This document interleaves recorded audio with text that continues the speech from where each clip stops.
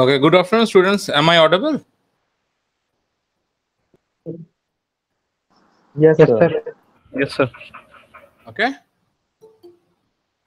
Okay, so let's start our class. So let me present the slide, and then I will be sharing my. And then I will be. Um, what is happening? And then I will start recording. Okay. I hope you have received the previous recordings. Previous class recording have I shared with you of 30th March. Have I shared the recording of 30th March?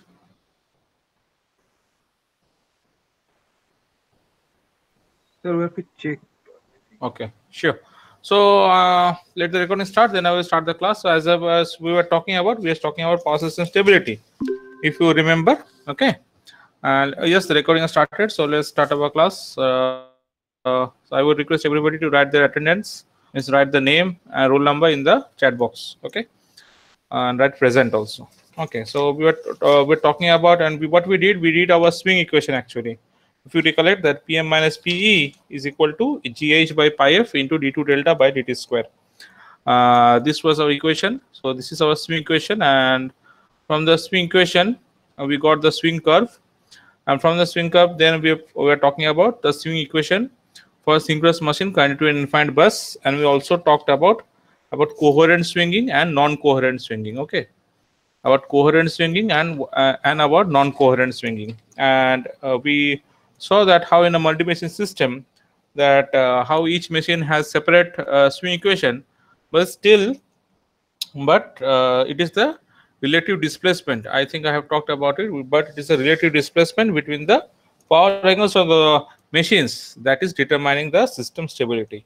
Okay, so stability, what we said, what we concluded with is that the stability is maintained if the machine rotor returns to its stable operating state relative to each other. Okay, stability is maintained if the machine rotor returns to its stable operating state relative to each other.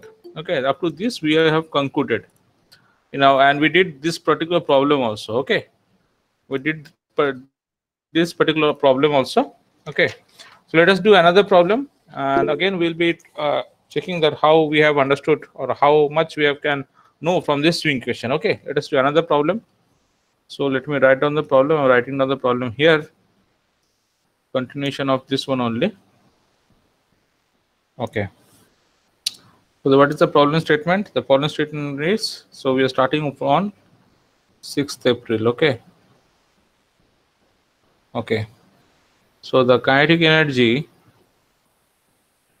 stored in the rotor of a 200 of a, sorry, not 200, 20 MVA of a 20 MVA 4 pole 50 Hz alternator is 60 megajoule. The input to the machine is 15 megawatt at a developed power of 13.5 megawatt. Calculate the accelerating power.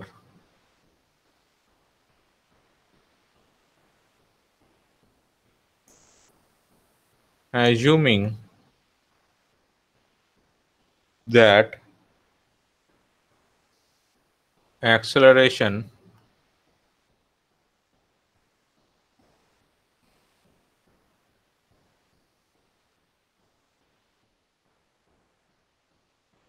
remains constant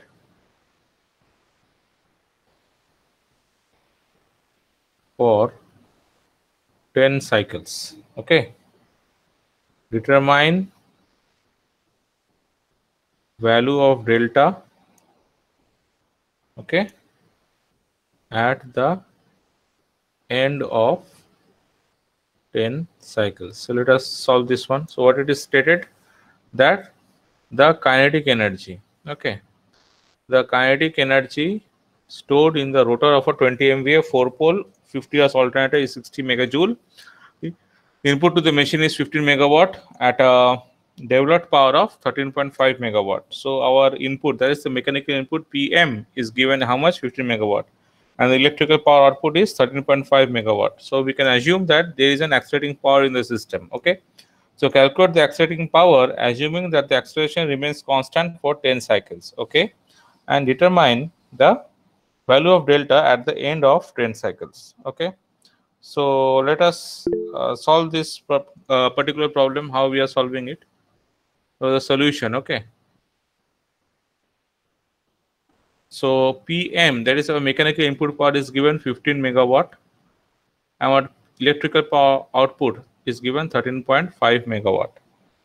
Okay, so therefore what is our PA? That is our PA, that is accelerating power, is PM minus PE. So it comes out to be how much? It comes out to be 1.5 megawatt. Okay, what is our H? So it is given, the kinetic energy is given, and our G is also given. So kinetic energy means is equal to G into H. G is the machine rating. So it is said 60 megajoule, and G is how much? 20 MVA. Okay, so it comes out to be around 3 megajoule per MVA. That is our H. And what is our M? M is obviously GH by 120 into F. It may be, you can take it in radians also. Okay, then it would be GH by pi F. Okay, since we are taking in writing it in electrical degrees, so I am writing it as 1 GH by 120 F. Okay, we can take it is in radians also. Let me just give a bracket around here. So this is actually in electrical degrees, and if you write it in electrical radians, it would be how much? That is 20 into 3 by pi F. That is, F is how much? 50. So it comes out to be around how much? কত আসছে? So if you solve it, 60 by 50 means এটা যদি আসছে আমার calculator অনুযায়ী আসছে 3.82. Okay, just check it. Okay, this comes out to be 3.382 megajoule per radians. Okay, so what we can do now? So using the swing equation, what we can write? Using the swing equation, okay, what we can write? M into d2 delta by dt square is equal to PA. Correct? So what we can write? So d2 delta by dt square is equal to how much? Is equal to PA by M. What is PA? PA is 1.5. M is how much? 0.382. Okay, what is the value comes out to be? কত আসছে?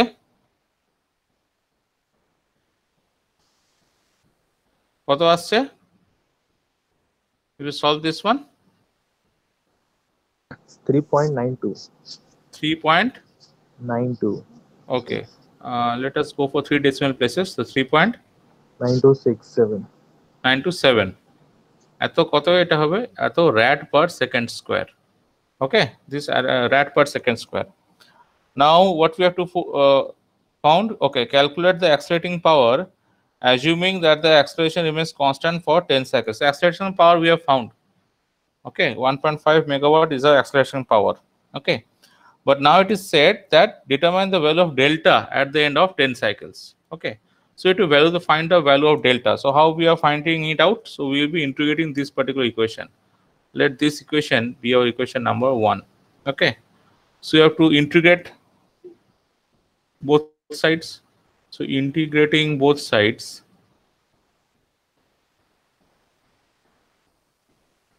what we are getting? We are getting d delta by dt is equal to 3.927 t plus c.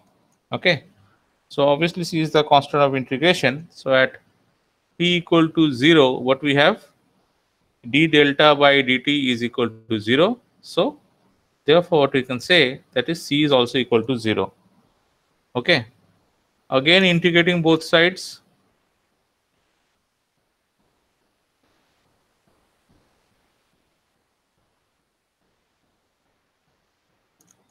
What we are getting?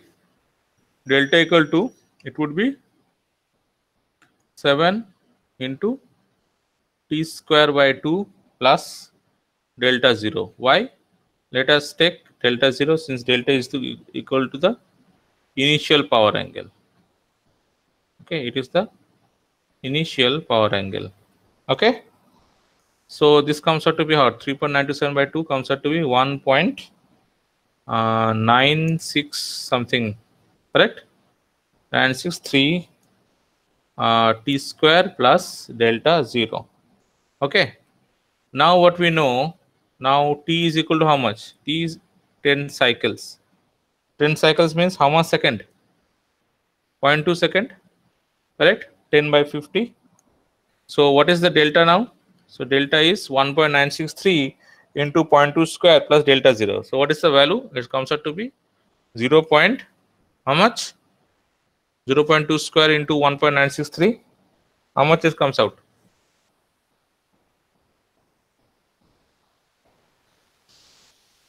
How much it comes out? 0.07. 0.07. 3 decimal 85. places. 85. Okay, plus delta 0. Okay, so what is the new what is the power angle after 10 cycles? This is the answer. Okay, this is the answer. There is the power angle after 10 cycles is delta equal to 0.0785 plus delta 0. Okay, ato ki unit is in radians.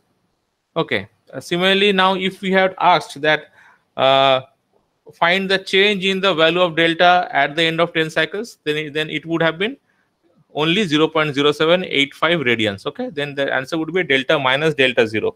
Correct? Delta minus delta naught would be equal to 0.0785 radians if the question would have asked find the change in the value of delta at the end of the 10 cycles.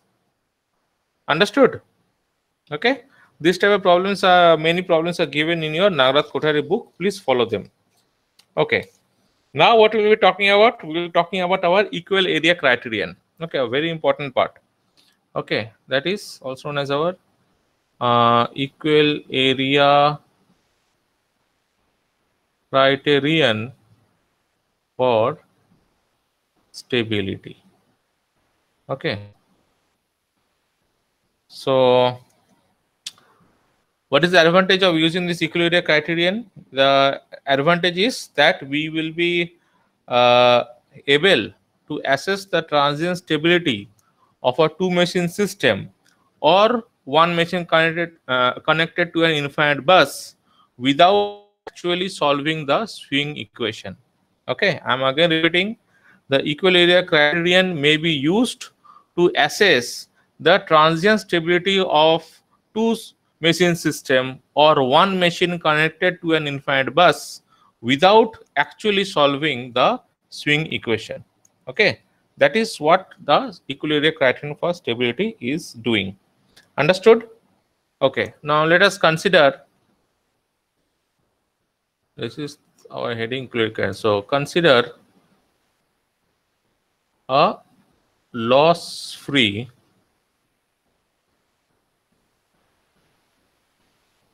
synchronous generator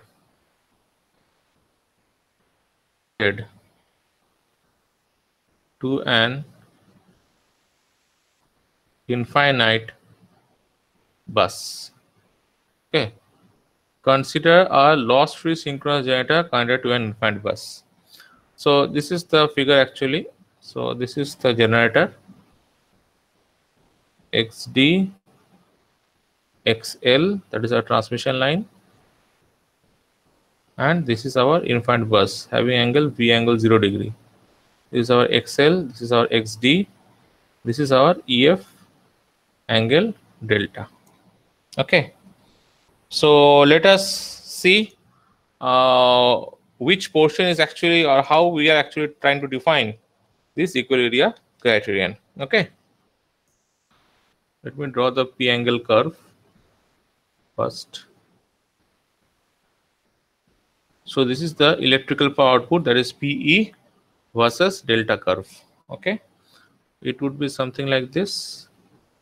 I think this curve should be familiar by now. Okay,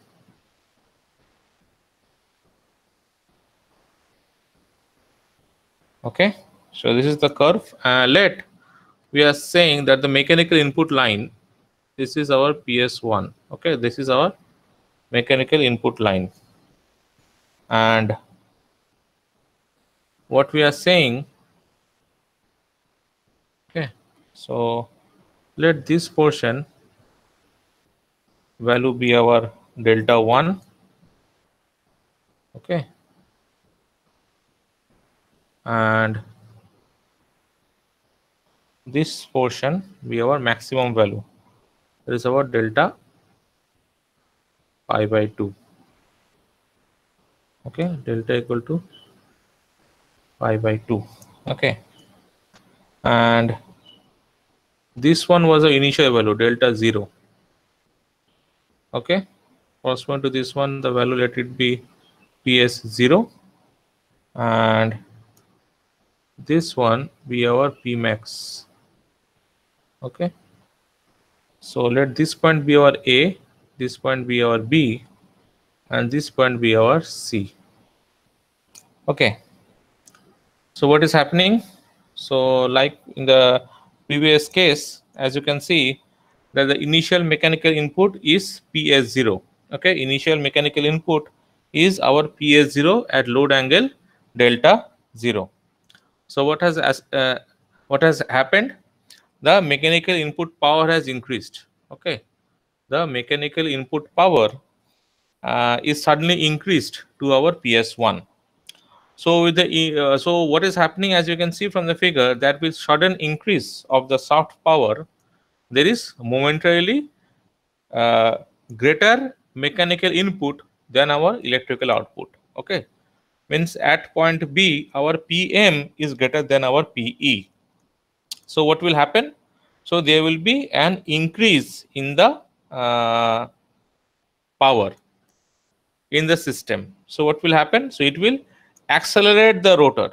Okay, so the rotor will be accelerating, means that the rotor is advanced with respect to the initial position, with the result that the load angle is increased from delta 0 to our delta 1.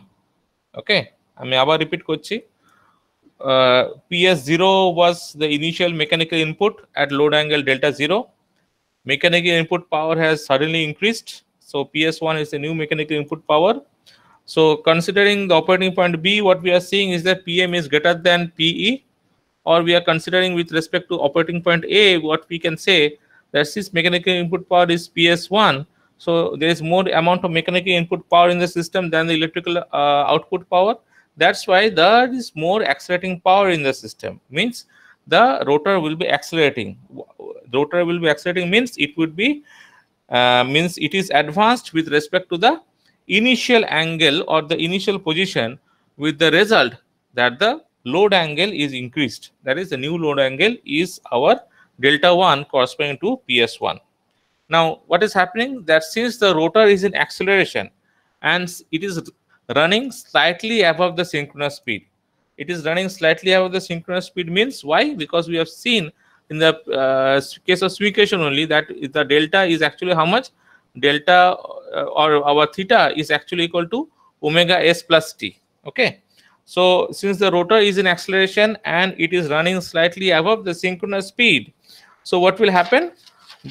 What will happen is that the the load angle goes on increasing and it will be overshooting the point B. Okay, the load angle goes on increasing and will be overshooting the point B. So when the load angle is greater than delta 1, then what is happening? So when the load angle is greater than delta 1, then the operating point is in this portion of the curve. But in this portion, what you are seeing that the electrical power output is greater than our mechanical power input PS1. So what will happen? That the rotor will be decelerating. So the rotor decelerates until it reaches some maximum point C. Okay, where it is again returning, or when it is again running at synchronous speed. So now what will happen? Now from point C, so actually the point C is somewhere around here actually. The corresponding value of delta, let it be delta 2. Okay, so when what is happening? So at this point C, this is point C, okay? So at point C, what is happening? Again, we are at point C. Again, the rotor speed is equal to the synchronous speed. So, but at point C, the system is seeing that the mechanical input power is less than the electrical output power. So the rotor will be swinging in the reverse direction. It will be start to swing in the reverse direction. So again, the load angle goes on decreasing. Okay, again the load angle goes on decreasing, and it is means it will be going on decreasing until it is equal to our delta 0. That is at point here C, at point A again will be finding omega r equal to omega s. Okay, where again the rotor is running at our synchronous speed at this point. So this cycle is repeated. This cycle will repeat itself, means that the rotor will oscillate for some time about this delta 1 before finally coming to rest at point B. Understood? Yes. Okay, so basically what we are trying to say, we can draw this with a simple swing curve actually. So basically if this is our new value of delta, okay, so it will be swinging something like this, and then it will be settling down.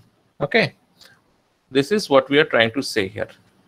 Okay, so what we can infer from this particular swing curve is that the first swing oscillation of the rotor does not make the system stable.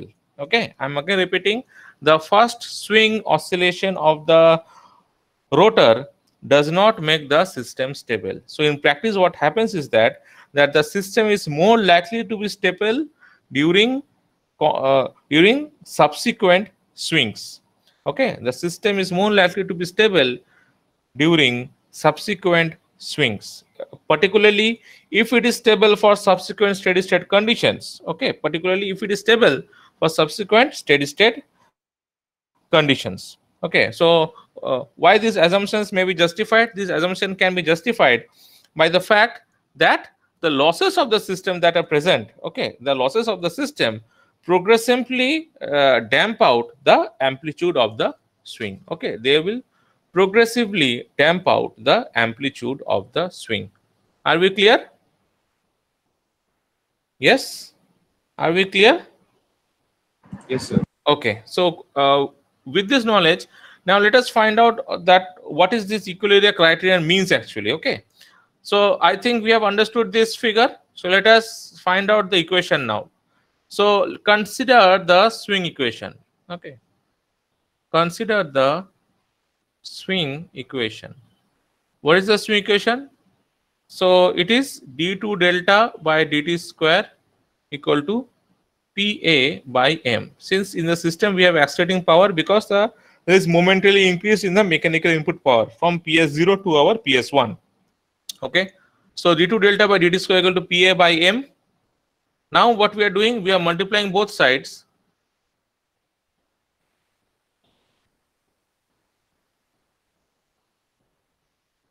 by 2 d delta by dt. Okay, so what we are getting, 2 d delta by dt into d2 delta by dt square equal to 2 PA by M d delta by dt. Okay, so can we not write this one in this way? D delta by dt of d delta by dt whole square equal to 2 PA by M d delta by dt. Can we write it or not? Yes. Okay, so please note one thing, that the time rate of change of load angle, that is our d delta by dt. Okay, d delta, let me write it properly. Sir, let me see Yes. the previous slide for a minute. Okay, here. Yes, sir. Okay, so the time rate of change of load angle is d delta by dt. So this is the speed of the machine. Okay, it is the speed of the machine with respect to the synchronously revolving reference frame. Okay, which is the speed of the machine with respect to the synchronously revolving reference frame. Okay, so for stability, what should have happened? So for stability, this d delta by dt should be what? This speed should be 0, correct? So for stability, this speed must become 0. Okay, at some time after the disturbance. Okay, so that is what we are saying, that is d delta by dt equal to 0. Okay, since what we are saying that d delta by dt implies what? So what we are saying that since d delta by dt equal to 0 implies synchronous running. Okay, so equation 1 is integrated between the limits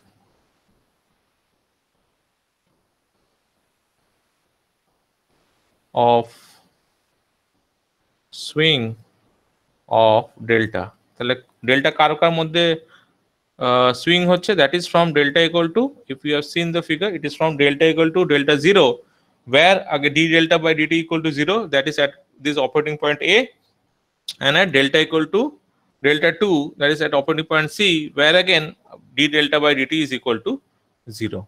Okay, so between the limits of swing of delta, that is from delta equal to delta 0 to delta equal to delta 2. Okay, now let us then integrate equation 1. So on integrating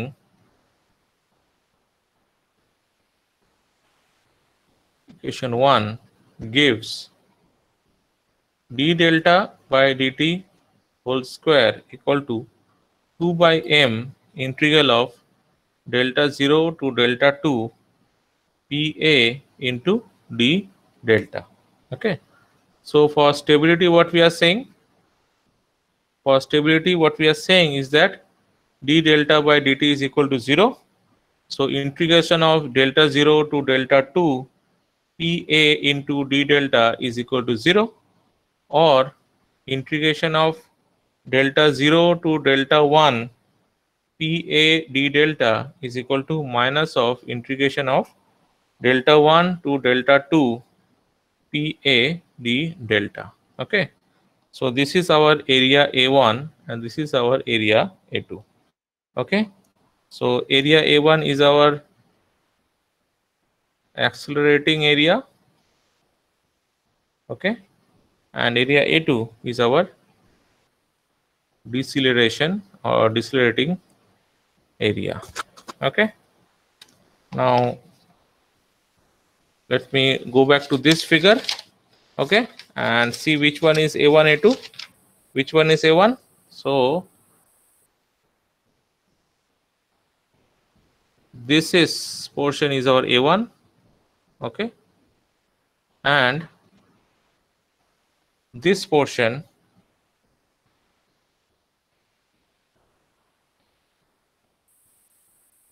is our A2. Okay, this portion is our A2. Okay, you got my point? Yes. So as you can see that the acceleration area A1 is the amount of work on the rotor to move it from point A to point B, that is in increasing kinetic energy of the rotor. Okay, and the deceleration area A2 is the amount of work done on the rotor to move it from point B to point C when the rotor returns its energy to the circuit. Okay, so from this figure, what we can say is that since area A1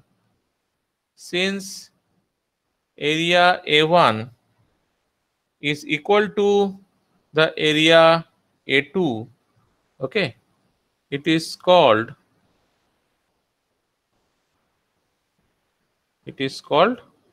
what it is called? It is called equal area criterion of stability. Okay, it is called the equal area criterion of stability. Understood? Okay, so from this equal area criterion of stability, what are the informations that we can gather actually? Okay, so informations available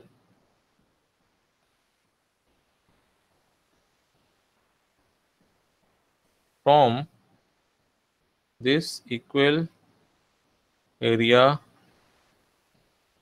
criterion of stability.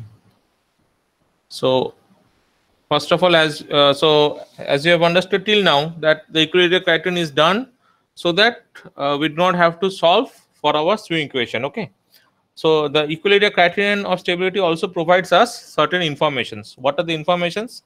First is easy means of finding the maximum angle of swing. Okay, and that is number one. Second, what we can say, that an estimate of whether synchronism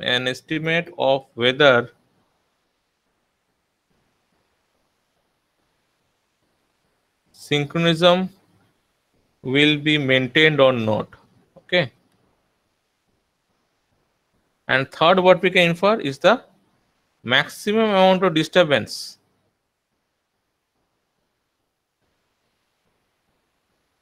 maximum amount of disturbance that can be allowed. Okay, that can be, write down the can properly, that can be allowed in the system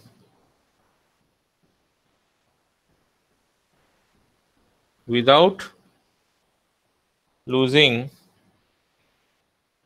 synchronism. Okay, I hope it is clear.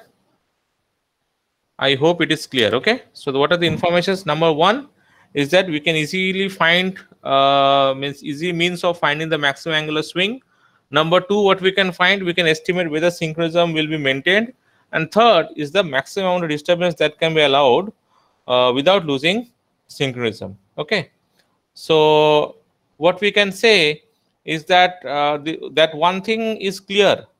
Okay, it will more clear if you see this figure. Let me draw this figure. This figure gives us the limiting case of transient stability. Okay, this figure that I am drawing now gives us the limiting case of, okay, so this is our complete figure. So this is our pi value actually, this is our p max, this is our delta equal to pi by 2. Okay, and let me just see that this is our mechanical input power, PS1 actually. Okay, and this is our initial angle PS0, and the corresponding angle is our how much? It is our delta 0, and it has changed to our delta 1, that this point be our point B and this point be our point C actually, and this corresponding to this point C, the value of delta is delta 2. This is our PS1 and this is our P max. This is our PE versus delta. Okay, so this is our A1, this portion is our A1, this red line is our A1 portion. Okay, and this green one is our A2 portion. Okay, our A2. Okay, okay, so what we are saying, so this gives us the limiting case of transient stability with mechanical input suddenly increased. Okay, so what we can say here, what we can see here is that the equal area criterion can be used to determine the maximum additional power which can be applied for the stability to be maintained. Okay, so again, I'm again repeating, the equal area criterion can be used to determine the maximum additional power which can be applied to the system so that the stability can be maintained. Okay, so for sudden change in power input, the stability, as you can see from this particular figure, that the stability can only be maintained if area A2 is our greater than equal to our area A1. Then only the stability is maintained. Okay, then only our stability is maintained. Okay, whereas if we are saying, so what we can say is that if area A2 is equal to area A1, means system is stable, whereas if area A2 is less than, if area A2 is less than our area A1, means system is unstable. Okay, means there has to be a balance between the accelerating power and the decelerating power. Okay, so as you can see that if this P1 is increased further, okay, this means any further increase in P1 will result in our A2 being less than A1. So A2, that's the means the decelerating area would be less than the accelerating area. So that will cause excess kinetic energy uh, to increase the value of delta beyond point C. Okay, and if we are increasing the value of delta, the delta is in this region. If the delta now comes into this region, so we can understand that it is the which point? It is the unstable operating zone. Okay, so in this region, the decelerating power is converting to our accelerating power, with the whole system becoming unstable. Okay, so understood what I've said? Shall I repeat again this last point? Yes, sir. Okay, means understood, or shall I repeat? Understood. Okay, understood. So one thing is again clear from this particular equilibrium criterion is that what we can say is that the system remains stable even though delta is greater than 90 degree, so long as the equilibrium criterion is met. Okay, so what I am again repeating, what we are saying is that the system remains stable even though even though we are crossing delta uh, greater than 90 degree, so long as the equal area criterion is met. Okay, so the condition of that delta equal to 90 degree is meant only for our steady state stability. Okay, it is only for our steady state stability only, and it does not applies to our transient stability. Understood? That the condition delta equal to 90 degree is meant for use only in steady state stability and does not apply to our transient stability. I hope I am clear. Yes. Yes, sir. Okay, so with this knowledge, we let us do a typical problem, which is a very common problem, which occurs, which is given in the semesters. Okay, so let us write down the problem first. Uh, okay, so the problem is, let me write it down in. Okay, a loss-free generator supplies 50 megawatt to an infinite bus the steady state limit of the system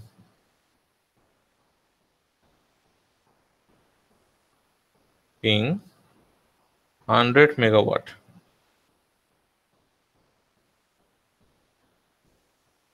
Determine whether the generator will remain in synchronism if the prime mover input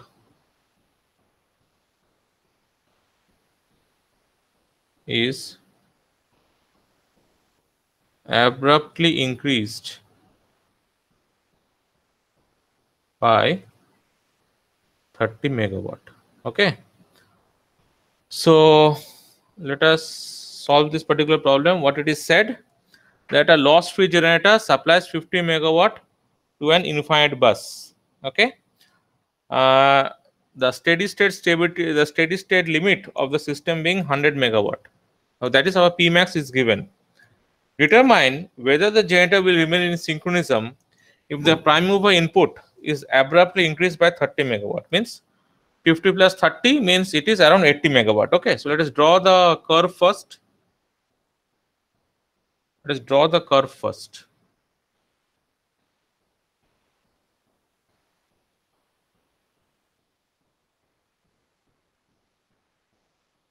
Okay, so this is our 50 megawatt. Okay, so corresponding to this, let us draw this line. This is our 100 steady state limit is set. So this is our 100 steady state limit is our 100 megawatt. Okay, and it is said that it is abruptly increased to 80 megawatt. So at this 80 megawatt, with the system being stable or not, that we have to determine. Okay, so this is our 80 megawatt condition. So let us draw some parallel lines here. So corresponding to this point 50 where it is intersecting our PE versus delta curve, it is intersecting at this point be our delta 1. Okay, and this point be our operating point A. This point be our operating point B. This point be our operating point C, and this point be our maximum point. But delta equal to how much? It is pi by 2. So corresponding to B point, let the delta value be our delta 2, and corresponding to C point, let the delta value be our so it is delta 2, so it would be pi minus delta 2, correct, this point. So let us see which is the accelerating area. So as you can see, this point, this is the accelerating area, this is our A1 area. Okay, this point is our A2 area. Okay, this total point.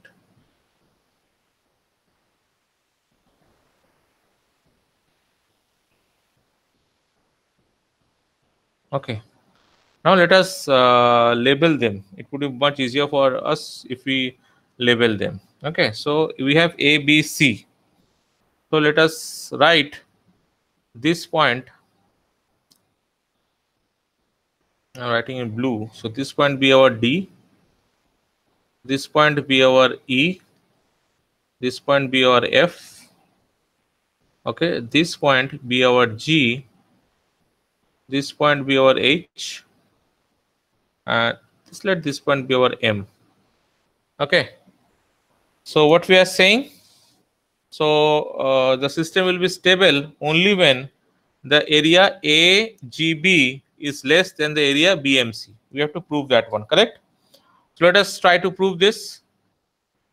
So what we are saying is that PE is equal to 50 megawatt.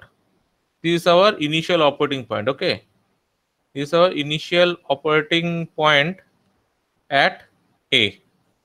Okay, that is P initial operating point. The desired operating point is point B.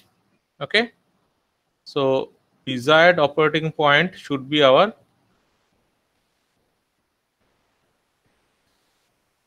Okay, at B. So system stable when area AGB is less than area BMC. Okay, so let us find out. So at point A, what we are seeing that PE is equal to P max sine delta 1. Correct? We are writing delta 1. So PE is equal to P max sine delta 1. Okay, so it is how much? 50. P max is how much? 100 into sine delta 1. So find out the value of delta 1.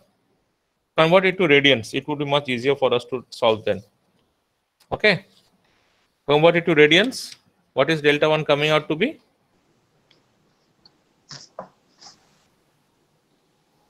Yes? 5/6. It is in radians, radians. Means it is in degrees, it is coming out to be 30 degree, no? 50 by 100. So what is our radian? 5/6. 5/6. Yes, means total, tell me the value actually. 0.52. Point, always try to go for 3 decimal places, like for this type of problems. 5 to how 0.5 to much? 5 to 3.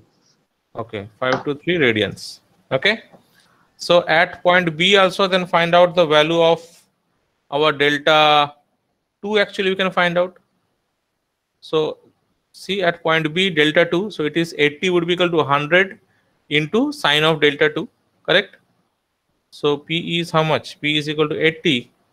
So it would be PE into P max sine delta 2. So this means 80 equal to 100 sine delta 2. So what is delta 2 in radians?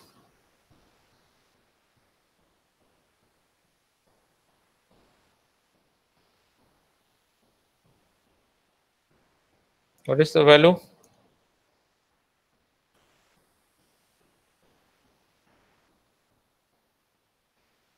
Zero 0.927. Okay. So let us find out the area A1 now. So as you can see from this particular figure, what we can say is the area A1 is the, suppose we have this is rectangle now, GBEF or FE. GBFEG is the rectangle. So this rectangle minus the area under ABEF curve. Okay. So that would be giving us the area A1. So let us write down. So it is our rectangle GBFE minus area. What is was our area? ABFE under the P delta curve. Okay. So as you can know, so rectangle is how much? It is EF into GE. Okay. So it is EF into GE minus what is the area here? Delta 1 to delta 2 P max sine delta d delta. Okay, let us solve this. So this becomes how much? 80 into delta 2 minus delta 1, correct? Okay. EG is EF is delta 2 minus delta 1. So it is how much? 0.927 minus 0.523. Okay. And we said also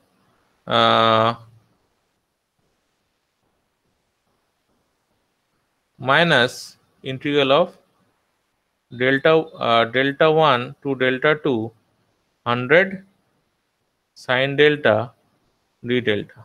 Okay. Solve this. How much comes out? What is the value, ultimate value we are getting?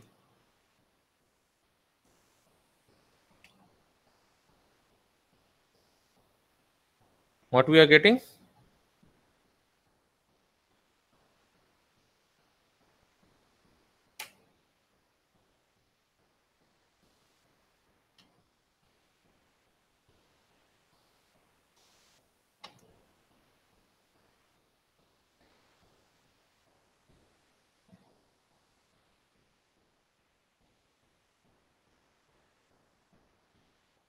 Yes, tell me the value.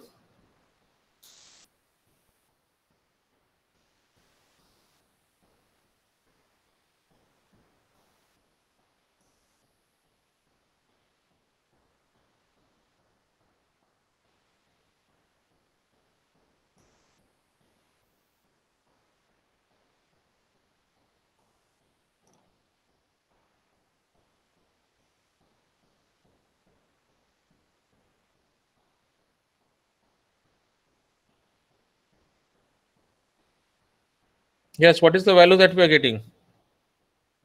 If you solve it, so this one is coming out to be around how much? Solve this, and this one is coming out to be cos delta 2 minus cos delta 1, correct? If we take like the negative, if we remove this negative sign, it is plus into cos delta 2 minus cos delta 1 whole into 100. So if you solve That this one, one is 32.32. overall how much is coming? Solve it, then how much is coming? The answer would be in megawatt radians. Okay, 5.72. 5.72. Okay, everybody is getting this value. Just check, okay, because I have not done here from here, so I do not have the values. Okay, just check. It's 5.72 megawatt. And what is our area A2? Area A2 was our area BMC actually.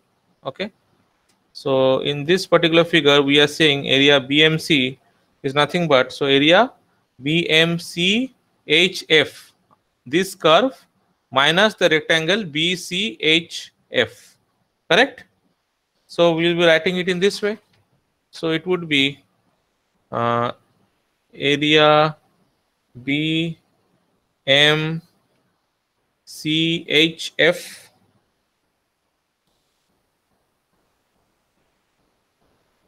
okay under P delta sine curve minus rectangle BCHF. Okay, rectangle BCHF. So here the area is how much? It is from pi delta 2 to pi minus delta 2. Okay, so it is delta 2 to pi minus delta 2, 100 sine of delta d delta minus it is 80 into our how much? Pi minus 2 delta actually. Means pi minus delta 2 minus delta 2. Okay, so solve this one. What is the value is coming?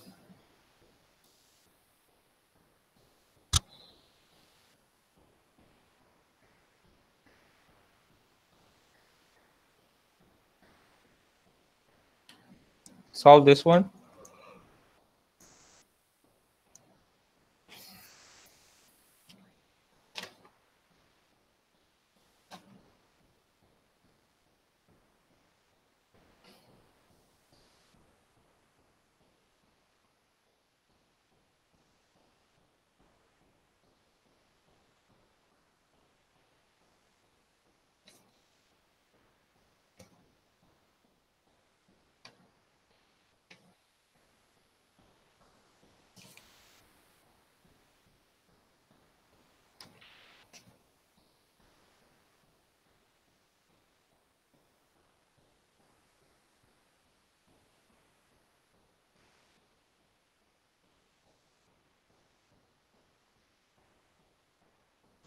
So it is coming negative. Negative. Let's check.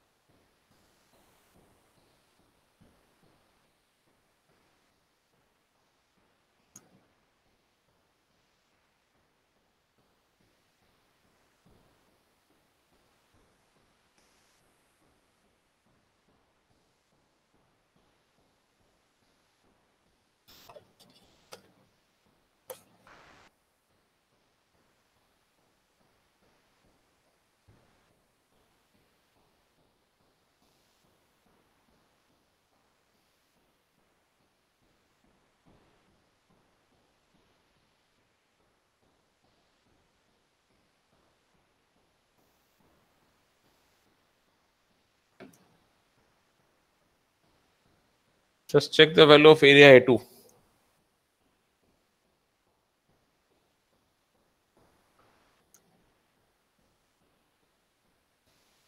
Okay, you may calculate it. So it should be coming more than A1. Okay, you'll be finding that A2 is greater than A1. Okay, so since A2 is greater than A1, what we can say? We can say that the system is stable. Okay, according to let me do the calculation. Sir, we have a class from 4. Yes. Sir, we have class from 4. Okay, so just uh, we'll be just check it. Okay, just check these values. Okay, so Yes, sir. with this we finish our today's class. Okay, Okay, we'll okay. be again we'll be joining in the next week. Actually, on Thursday we have no class. I will be getting back to you later about the class. Okay, Okay, sir. thank you everybody. Thank you, sir. Thank you, You sir. may leave the class.